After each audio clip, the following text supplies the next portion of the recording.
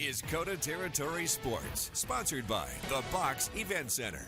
Hello, everybody. The RMAC basketball tournaments tip off tomorrow night. The 4-seeded Black Hills State men host Metro State with tip off at 7 o'clock.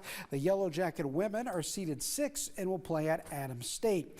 The Summit League basketball tournaments tip off this weekend in Sioux Falls. The USD men are seeded 9th and will take on Oral Roberts in a first-round matchup Friday night. The USD women have racked up a 20-11 record en route to earning the 4th seed. The Coyotes play their first game of the tourney Sunday against St. Thomas. Kayla Carius' bunch finished up the regular season with an impressive 65-54 victory over North Dakota. I was proud of the fact that we held that team to 54 points, and Casey Bravich has proven that she's hard for anybody to stop. But to have her go 8 for 26 from the field, I think says a lot. We were pretty locked in defensively from the start, and so I think overall a lot of contributions from a lot of people, and happy to get some good momentum going into the tournament. The 19-3 Rushmore Thunder boys hockey team will be the number 2 seed at this week's state tournament in Brookings. Andrew Lynn has more.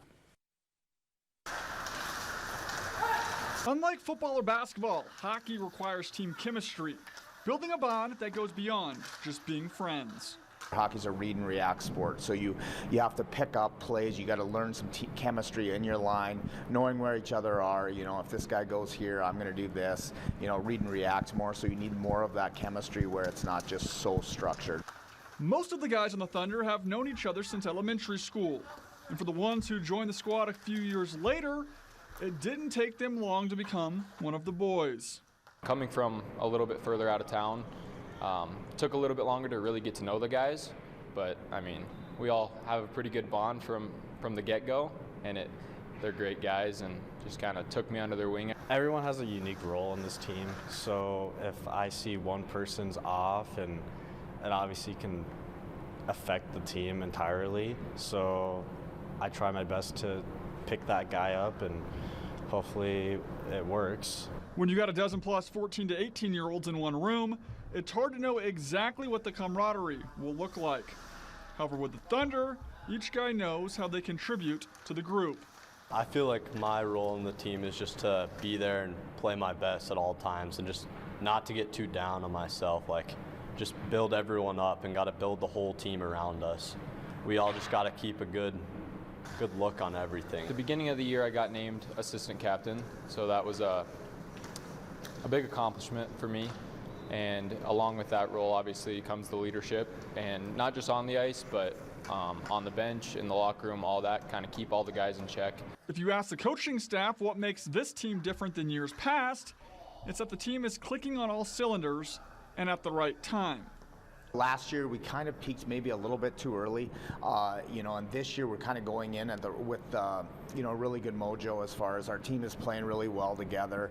We're competing hard. We're playing our best hockey at the right time, and I think, you know, obviously for these seniors, you know, no better way to go out than to try to beat Brookings in Brookings. The Thunder face Mitchell on Friday in the state quarterfinals. Reporting from the Thunderdome, I'm Andrew Land.